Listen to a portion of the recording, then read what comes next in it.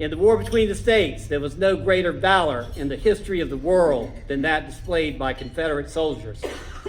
Historian James McPherson writes in his book, Crossroads of Freedom, Antietam, the overall mortality rate for the South exceeded that of any country in World War I and that of all but the region between the Rhine and Volga in World War II. I want to read that again. The overall mortality rate for the South exceeded that of any country in World War I and that of all but the region between the Rhine and the Volga in World War II. Think about that.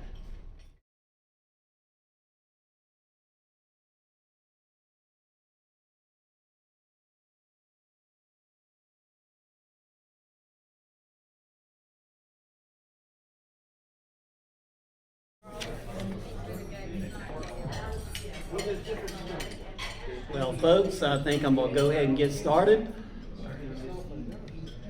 Good evening and welcome to God's holy city of Charleston, South Carolina, where the Ashley and Cooper Rivers come together to form the Atlantic Ocean. Amen.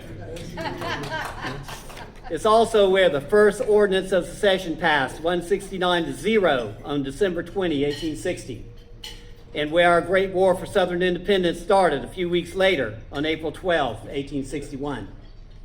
My name is Gene Kaiser, Jr. of Charleston Athenaeum Press, member of Secession Camp Number 4, author of several books, including Slavery Was Not the Cause of the War Between the States, The Irrefutable Argument. It's an honor to talk to you this evening about one of the most important battles of the war between the states, the Battle of Secessionville. First, let me say that you could not be in a more enchanting place than right here in Charleston. Last week, Travel and Leisure magazine announced the results of their annual survey, and they awarded Charleston the top destination to visit in the entire country for the 12th consecutive year. Here's what the Post and Courier wrote on July 10th. Charleston edged out Santa Fe, New Mexico for the top U.S. spot, with the unbeatable dining scene mentioned as a key factor. Also, sights, landmarks, culture, cuisine, friendliness, shopping, and overall value. One reader said Charleston could compete with any European capital for its arts, entertainment, active lifestyle, and food. Charleston was also the only place in the United States named among the top 25 cities in the world, top best cities in the world. So plan on enjoying every second of your visit to the city that Lord Proprietor, Sir Anthony Ashley Cooper, 1st Earl of Shaftesbury, called his little darling. There are some folks here from the organization Defend Arlington who, along with the SCV, fought hard this past year and a half to keep the Confederate Reconciliation Monument at Arlington National Cemetery. The monument was removed late last December in the most dishonorable, disgraceful act in American history. Its removal has defiled the graves of 518 Confederate soldiers and families that are arranged in concentric circles out from the former monument, and it has desecrated Arlington National Cemetery itself. Those Confederate graves were invited into Arlington National Cemetery by President William McKinley, a former Union soldier, as part of the reconciliation of our country after the war between the states. Their placement in Arlington was approved by Congress, and several contemporary presidents participated in the establishment of the Confederate Reconciliation Memorial. A century of other presidents sent annual memorial wreaths, including Barack Obama. Veterans North and South spoke at its dedication. The removal of the Confederate monument has added greatly to our military recruiting crisis, since traditionally 44% of the United States military is recruited in the South, where Confederate ancestors and military service are revered. Of course, the American military is inspired by examples of valor when it comes from the blood of ancestors, which is the same blood coursing through our veins. Men like Audie Murphy of Texas, the most highly decorated American soldier of World War II, whose grandfather was a Confederate soldier. I could go on all day with examples like Nathan Bedford Forrest III, who joined the United States Army Air Force in World War II and rose to the rank of Brigadier General. He was killed in action over the North Sea after a bombing raid in Germany in September 1943. In the war between the states, there was no greater valor in the history of the world than that displayed by Confederate soldiers.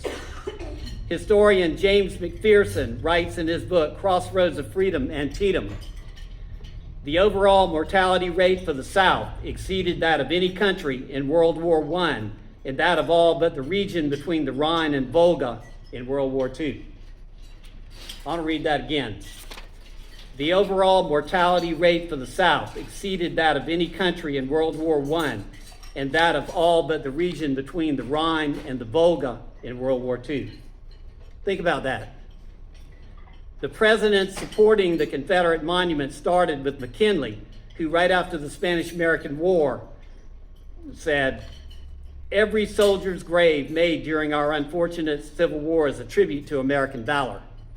And the time has now come when in the spirit of fraternity we should share in the care of the graves of the Confederate soldiers. The cordial feeling now happily existing between North and South prompts this gracious act, and if it needed further justification, it is found in the gallant loyalty to the Union and the flag, so conspicuously shown this past year by the sons and grandsons of those heroic dead."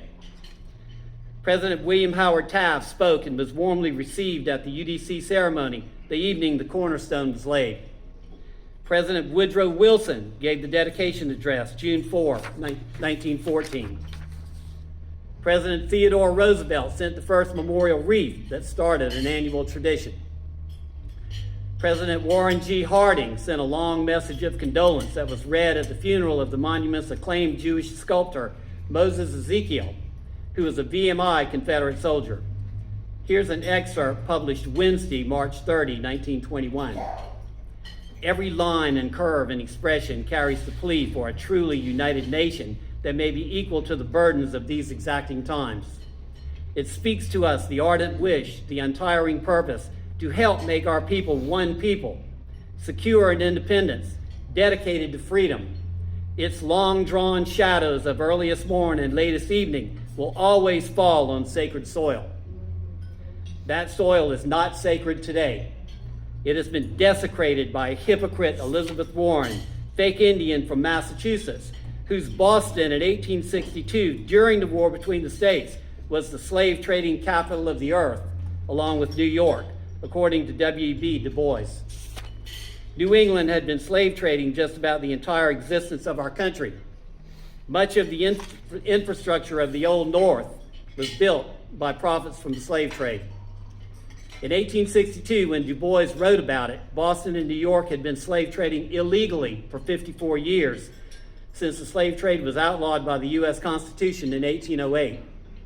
But in 1862, Boston and New York were the slave trading capitals of the earth, and that's a year into the war. We cannot allow Arlington National Cemetery to remain desecrated. The Confederate Reconciliation Memorial must be restored. It is clear that Elizabeth Warren, Ty Seidule of the Naming Commission, who submitted a historically fraudulent report on the Confederate Memorial, have hurt military recruiting. Go by and talk to Defend Arlington in the vendors area and join the fight. They have some great items, including commemorative coins and medals. I'm wearing one right here. So it has the Latin phrase Deo Vindici, which is on the Great Seal of the Confederacy. The Battle of Secessionville took place exactly 162 years and 1 month ago on June 16, 1862. It's one of the most important battles in the war between the states. It kept the Yankees out of Charleston in mid-1862, and had Charleston fallen then, it unquestionably would have changed the course of the war and of American history. The battle site at Fort Lamar Heritage Preserve on James Island, which is on the way to Folly Beach, is well preserved, though somewhat grown up. You can still walk around and see the front parapet of the earthen battery where bloody hand-to-hand combat took place. It's the second most historic site in South Carolina, second only to Fort Sumter. You can do a Google search and pull up directions and your GPS will get you there. Brigadier General Johnson Haygood, in charge of Confederate advanced forces in the battle as a colonel, wrote after the war that the Battle of Secessionville was one of the decisive engagements of the war. The battle covered Charleston in glory for all time because it was one of the most savagely fought battles despite smaller numbers of troops engaged. A Confederate soldier in the battle, R. Detreville Lawrence of Marietta, Georgia, wrote in Confederate Veteran magazine, "Many years after, I met at the Confederate home of Georgia, Mr. Jordan, who had been in the engagement in the battery and subsequently in a number of battles in Virginia, and he told me that the one at Secessionville was the closest and hardest fought of any." Many of the defenders were native Charlestonians, the prize being fought over, magnificent Charleston, which the North hated and wanted to conquer as bad as Richmond, made the stakes astronomical. Charleston was important to both sides as a symbol, since both secession and the war had started here, but it was also a critical Confederate port for shipping cotton and importing arms, and it was a vital railroad connection to the rest of the South. Charleston was not conquered in the war between the states, despite the South being outnumbered 4-1 and massively outgunned. The brand new Confederate States of America was up against what distinguished historian Paul Kennedy said was an economic giant and what became, quote, the greatest military nation on earth before its post-1865 demobilization. But there was no military surrender in Charleston. In February 1865, Confederate authorities ordered Charleston's defenders to evacuate the unconquered city and head off to other battlefields to continue the war. Charleston was turned over to the Union Army by a city alderman. B.A.O. Norris of Graham, Texas, a member of the Confederate 1st South Carolina Regiment who was in action in Charleston, said in Confederate Veteran, "I think I'm right when I state that this was the only place besieged that did not yield to the forces besieging it. It was stronger and abler to repel any attack on the day that it was evacuated than ever before." Some 750,000 died and over 1 million were maimed in the war between the states. The industrial North, with its enormous shipping and manufacturing capability, had unlimited resources. There were dozens of marine engine factories in the North, 0 in the South. Toward the end, General Robert E. Lee's sick, emaciated horses could barely pull the artillery, so often he was not able to factor it into battle plans. Confederate cavalry horses were fed on 1/10 what Yankee horses were fed, and Confederate soldiers were often hungry and ragged, while the Union Army, of which 25% was foreign-born, was always well-fed, well-clothed, and well-armed. The South, with 100% control of King Cotton, threatened the North's economic domination. Secession meant no more Southern tariff money for Northern industry, but more importantly, it meant that that same money would now be turned inward on the South to grow its own industries. Southerners were as driven to succeed and make money as Northerners, but the enormous success of Southern agriculture kept the focus on that and not on industrializing until the late antebellum period. Per capita income in the South and North was roughly equal. Southerners had long been supplying the federal treasury with most of its revenue. Cotton alone in 1860 was 62% of American exports, and that was before adding in other Southern commodities. The world's economy in 1860 was plantation-based and agricultural. Southerners were producing the wealth of the country, yet 3/4 of the federal treasury was being spent in the North. The most prominent national economist in 1860 was Thomas Prentice Kettle. He proves that the South was producing the wealth of the country in his famous book, Southern Wealth and Northern Profits. Without the North, the South had a shining future, able to buy better, lower-priced, non-tariff goods from Europe and to start manufacturing for itself. Southerners believed in free trade and established in the Confederate Constitution a low tariff for the operation of a small federal government in a states' rights nation. They also made protective tariffs unconstitutional, and they prohibited spending money out of the federal treasury for internal improvements in individual states. Confederates believed if a state wanted to spend money, good, spend it yourself. Same with slavery, it was not required, and Southerners encouraged free states to join the Confederacy. That petrified Lincoln, of course. Without the South, the North was dead. It would lose its manufacturing and shipping markets overnight. Great Britain was the greatest manufacturing country on earth in the antebellum era, not the North. The North grew to great wealth and power, manufacturing mostly for the South and shipping Southern agricultural goods. Southerners had great warm water ports and the Mississippi. They had a great trade relationship with Great Britain. They did not need the North and were sick of New England hatred and hypocrisy, just like we today are sick of fake Indian Elizabeth Warren's hatred and hypocrisy. The South was an integrated biracial society. It was in the South's best interest to end slavery with goodwill and help for newly freed slaves. Most blacks knew they were hated in the North. Several northern and western states had laws prohibiting blacks from even visiting, much less living there, including Lincoln's Illinois. Alexis de Tocqueville made it clear in Democracy in America that despite slavery, race relations were better in the South than anywhere in the country. He said they were worst in New England. It was not ending slavery that caused the war, but the North's desire for economic domination of our country, with all the western lands and markets waiting to be conquered and exploited. Lincoln and Northern leaders knew of their enormous advantages at that point in history, not just in population and pipeline of poor immigrants from Europe to serve in their armies, but their ability to manufacture rifles, cannons, ammunition, uniforms, saddles, ships, etc. Paul Kennedy writes, in 1860, the North possessed 110,000 manufacturing establishments to the South's 18,000. The Confederacy produced only 36,700 tons of pig iron, whereas Pennsylvania's total alone was 580,000 tons. New York State manufactured almost 300 million worth of goods, well over 4 times the production of Virginia, Alabama, Louisiana, and Mississippi combined.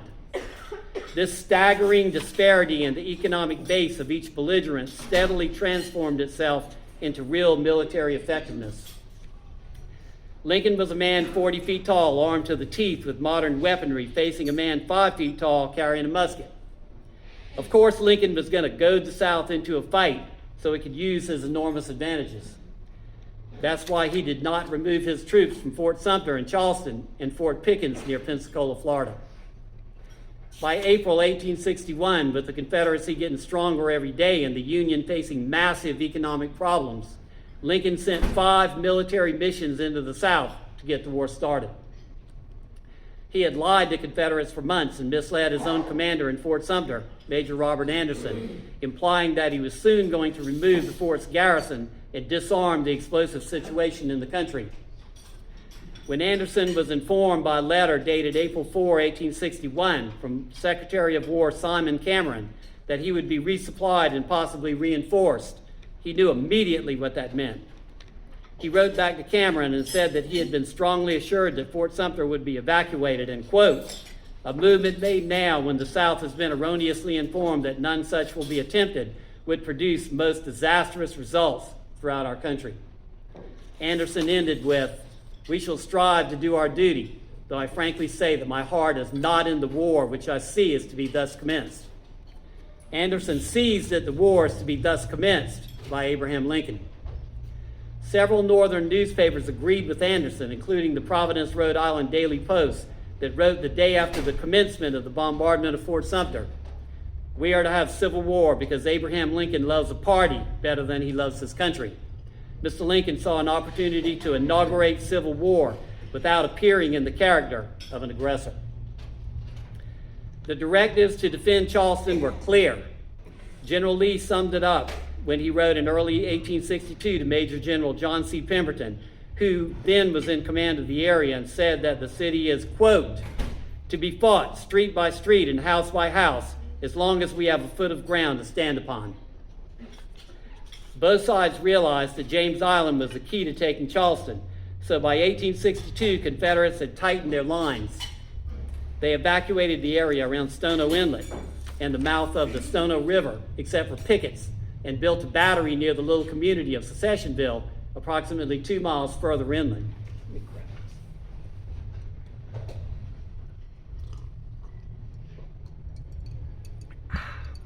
Excuse me. The Secessionville community was so named not because of anything to do with secession from the Union, but as legend has it, because a group of younger planters seceded from the older planters and built summer homes there. John Johnson, in his great book, The Defense of Charleston Harbor, writes that the battery on Secessionville Peninsula was Colonel L.M. Hatch's idea, who also constructed it with the labor of his regiment of rifles. It was strategically chosen because Little Secessionville is at the seaward end of a peninsula shaped like an oblong hourglass and flanked by saltwater pluff mud creeks. Hatch chose the narrowest part of the hourglass, which was only 125 yards across, for his battery.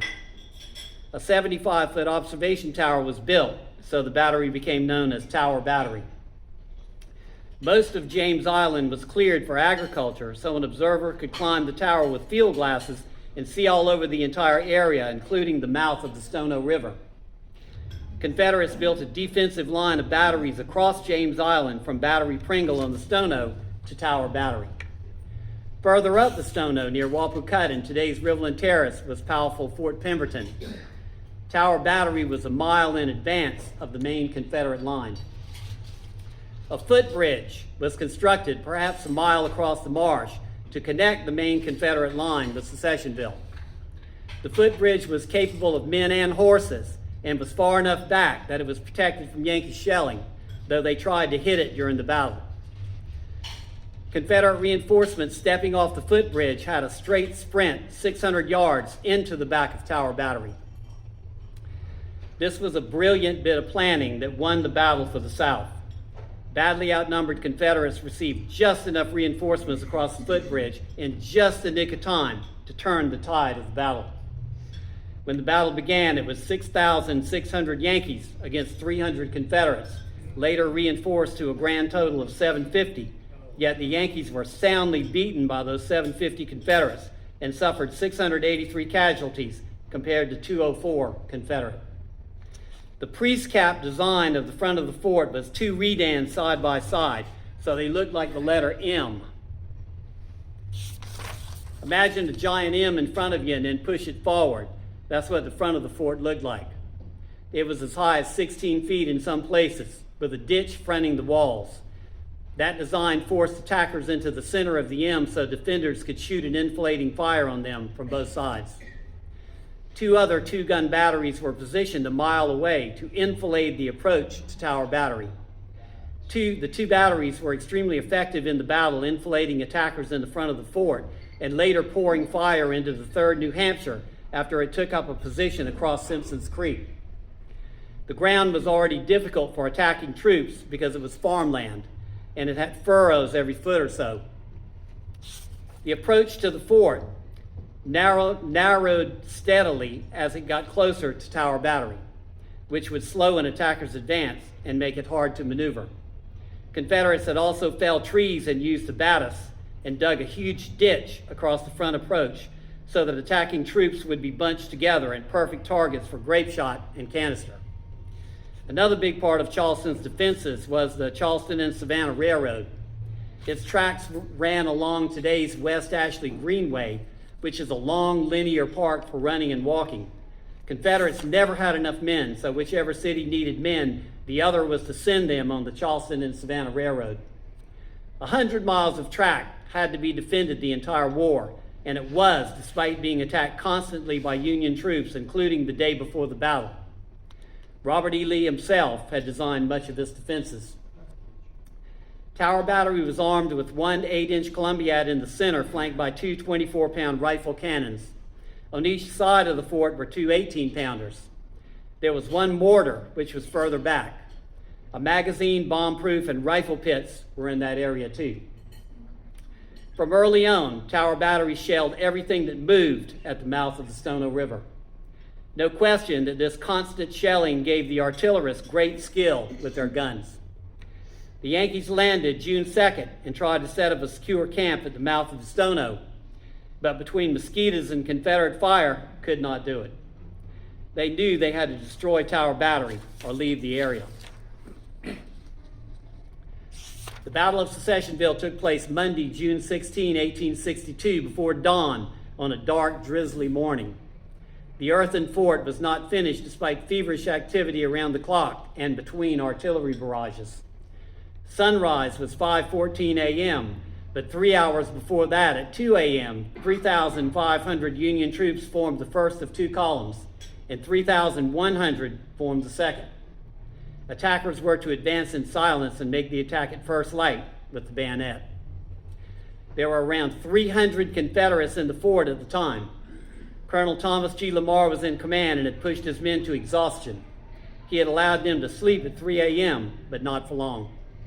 4 Confederate pickets at the Rivers House were surprised and captured around 4 a.m. by the Yankee Forlorn Hope companies, but not before getting a handful of shots off and drawing Yankee blood. Other winded Confederate pickets made it and alerted Tower Battery. Sergeant James M. Baggett fired a 24-pounder, and a split second later, Colonel Lamar fired the Columbiad.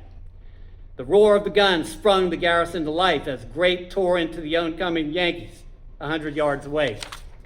This was 4:30 a.m., 45 minutes before sunrise, and the Battle of Secessionville was on. A number of Yankees reached the parapet and fought hand-to-hand with Confederate defenders despite a devastating fire from the thoroughly aroused garrison of grape, canister, chain, nails, and broken glass. Milby Burton writes in The Siege of Charleston, the 8th Michigan fell back and reformed. Around 5:10, with the aid of the 2nd Brigade, they charged under fire for 100,000 yards, assaulted the works, and again gained a foothold. After more fierce hand-to-hand fighting, they were again pushed back. The Yankee perspective tells us the most about the devastating effectiveness of the Southerners.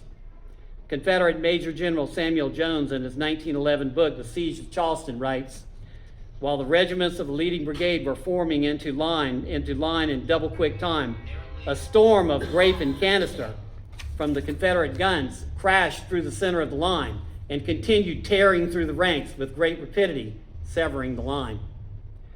Union Lieutenant Colonel Frank Race writes, still the regiment moved rapidly on, preserving their order and leaving the ground in their rear strewn with their dead and wounded, and did not stop until they gained the parapet and delivered their fire upon the enemy and his works.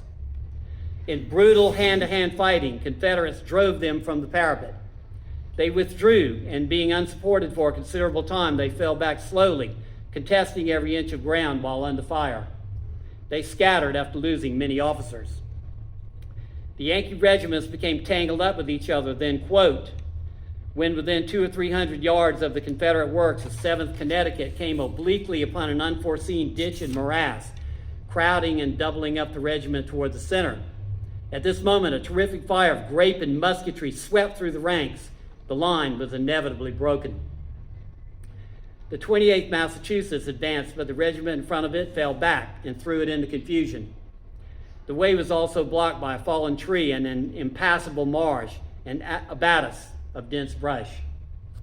At the same time, the 79th Highlanders, leading the 2nd Brigade, was ordered to the right to assail the work. It was led by Lieutenant Colonel David Morrison, who writes that as he gained the parapet, I received a wound in the head, which, though slight, stunned me for the time being, but still I was able to retain command. With me, many mounted the works, but only to fall or receive their wounds from the enemy, posted in rifle pits in the rear of the fort. From the ramparts, I had a full view of their works. They were entrenched in a position well selected for defensive purposes and upon which our artillery seemed to have little effect, save driving them into their retreats. And in attempting to dislodge them, we were met with a fierce and determined opposition, but with equal, if not superior, determination and courage were they met by our forces. And if I had been supported, could have carried their works, for we virtually had it in our possession. Morrison was ordered to fall back and said, quote, did in good order, leaving behind about 40 killed or badly wounded, many of whom fell on the ramparts. I brought back with me 6 killed and about 60 wounded. Union Colonel Daniel Leisure, brigade commander, rushed forward with his staff to lead another assault. They got to within 300 yards of the Confederate works when, quote, we entered the range of a perfect storm of grape, canister, nails, broken glass, and pieces of chains, fired from 3 very large pieces on the fort, which completely swept every foot of ground within the range and either cut the men down or drove them to the shelter of the ravine on the left. I now turned to look after and lead up the 100th Pennsylvania Regiment and found its center just entering the fatal line of fire, which completely cut it in two. He adds that the 8th Michigan, which had led the attack, had been decimated, quote, by the murderous fire through which we all had to pass. They were also hit by friendly fire from their own artillery and gunboats. The 3rd New Hampshire and 3rd Rhode Island were across what was then known as Simpson's Creek on the right-hand side of the Confederate defenders on the parapet. Those 2 Yankee units had advanced so far forward that they were behind the fort and had started pouring fire into the back of the fort, causing the Confederate artillerists on the parapet to abandon their guns and pick up their rifles. This was around 5:25 a.m. Union Colonel John H. Jackson, regiment commander, wrote that he found no artillery on that part of the Confederate works and could have easily gone into the fort. Quote, "If I could have crossed the stream between me and the earthworks, about 20 yards in width, with apparently 4 or 5 feet of water and the mud very soft. The men, therefore, could not cross. The enemy soon opened on me from a battery about 200 yards in our rear, throwing grape into the ranks, from which we suffered severely. In a short time, they opened fire with rifles and infantry. At the same time, a battery about a mile north of us opened on us with shot and shell." Colonel Jackson apparently never heard of Pluff Mud, but Confederate Colonel L.M. Hatch, who designed the fort, sure had. Jackson saw reinforcements, the 4th Louisiana Battalion of Colonel J. McHenry, around 260 men advancing over the footbridge and into Secessionville, then into the back of Tower Battery. Those reinforcements had given the Confederates their largest number of defenders during the battle, which was around 750. The battle had started with 300 Confederates in the fort, up against 6,600 Yankees. Here's an account by a soldier in the 4th Louisiana Battalion, H.J. Lee of Winsboro, Louisiana, who had advanced across the footbridge. "I was a member of Captain J.W. Walker's company, which enlisted and went out from Monroe, Louisiana, March 2, 1862. We went to Savannah, Georgia, and there were attached to and made part of the 4th Louisiana Battalion, commanded by Colonel John McHenry. At the break of day on the morning of the 16th, firing was heard up at the fort, the alarm given and the long roll beat. The line was quickly formed with orders to march in double quick time. Just before the head of our line reached the fort, the Yankee regiment, having formed on the opposite side of Simpson's Creek, about 100 yards distant, opened fire on us. We were ordered to halt, face to the right, and fire. This continued but a short time. The storming party in front was crowding in, and we were ordered to face to the left and rush to the fort, where the Yankees were scrambling for the top of the parapets, crowding forward in great numbers with a desperate determination to capture the fort. We arrived just at the critical moment. A few minutes later would have been too late.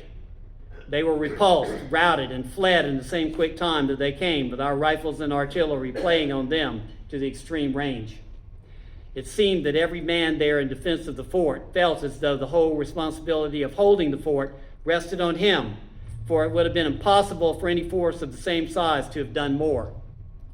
As soon as the storming party in front gave way and fled, the flanking party across the creek also fled hurriedly, for had they remained even for a short time, they would have been cut off and captured or killed.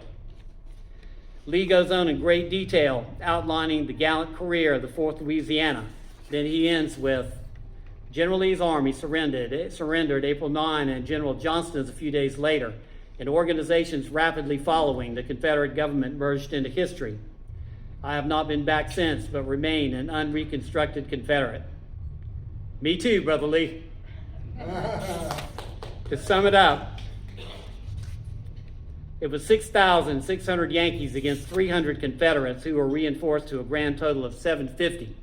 So 750 Confederates, with their guts and ingenious Colonel Hatch's fort and footbridge, defeated the Union Army's 6,600 soldiers and the Union Navy's armada of gunboats on the Stono River.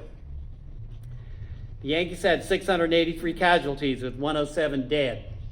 Confederates had 204 casualties with 52 dead. Most of them the troops who defended the guns on the parapet and fought hand to hand with the Yankees. Most of the Union dead were buried in a mass grave somewhere near Tower Battery. Yankees learned their lesson and left James Island 2 weeks later with their commander, Brigadier General Henry W. Benham, under arrest. As stated, Charleston was never conquered, but stronger on the day it was evacuated than ever before. During the battle, Colonel Thomas G. Lamar was wounded in the neck and passed command to Lieutenant Colonel Peter C. Gilliard, who was soon wounded in the knee. he passed command to Lieutenant Colonel T.M. Wagner. Wagner was killed the next year when a gun exploded at Fort Moultrie, so in his honor, an important battery on Morris Island was named Battery Wagner. It was where another Confederate victory against a much larger Yankee force took place, the battle featured in the movie Glory.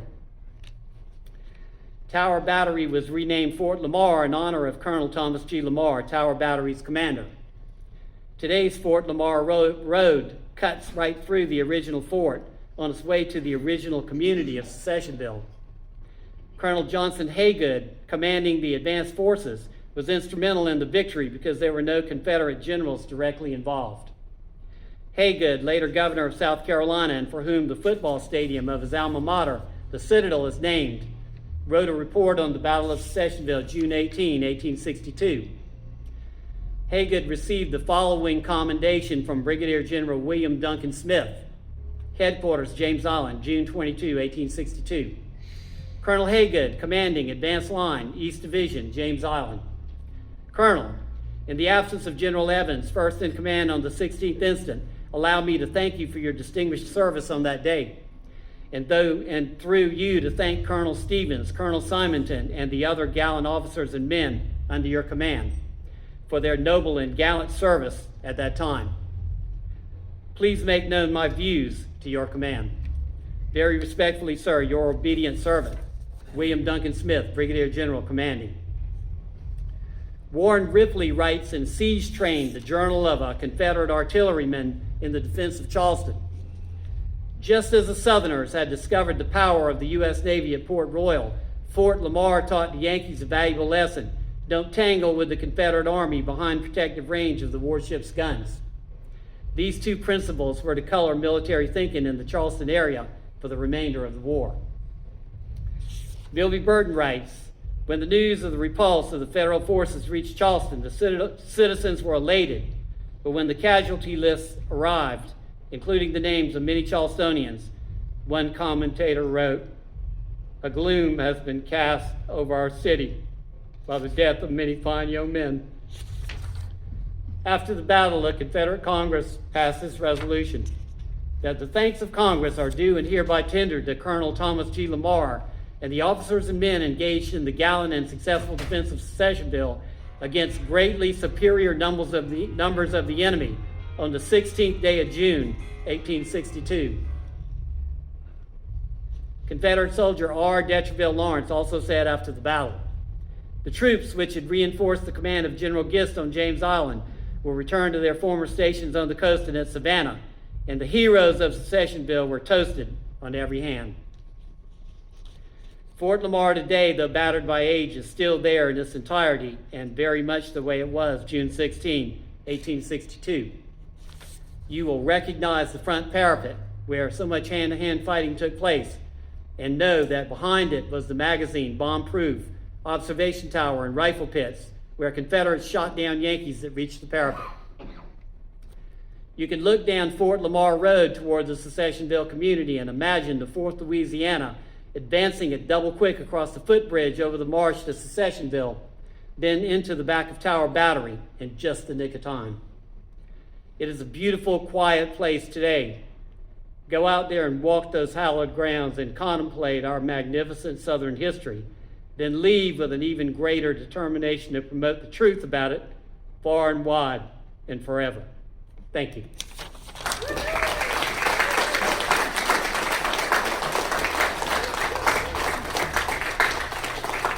Appreciate that.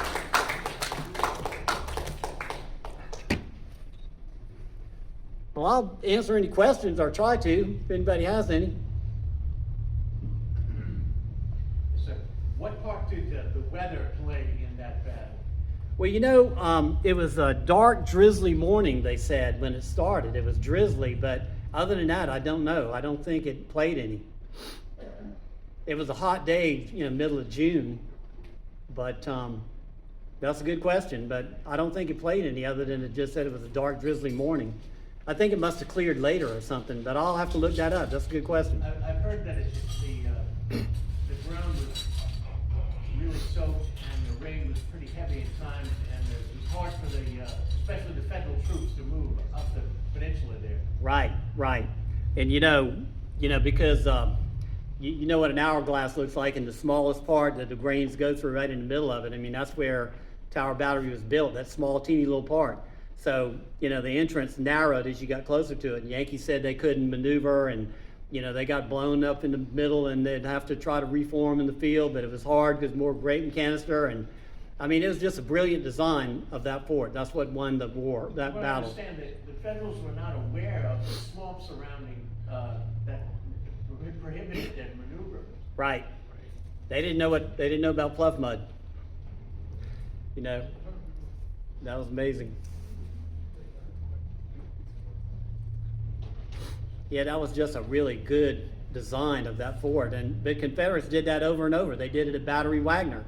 And the idea of having a railroad shuffle between Savannah and Charleston, that's pretty amazing. They defended that railroad the whole war too. And the Yankees never got it. They never cut it. They wanted to because they knew that's where troops were coming.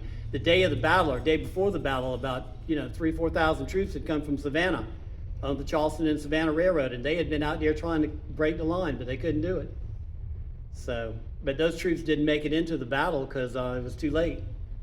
The boys in Tower Battery whipped them and sent them on back. So somebody else have a question? I do have a question. Your books, do you have them here? I sure don't. I'm so sorry. I should have a table set up, but I'm going out of town later this week, and I didn't even think to get a vendor's table and all. I should have. But everything's on Amazon. If you do a search for Gene Kaiser, they'll pop up.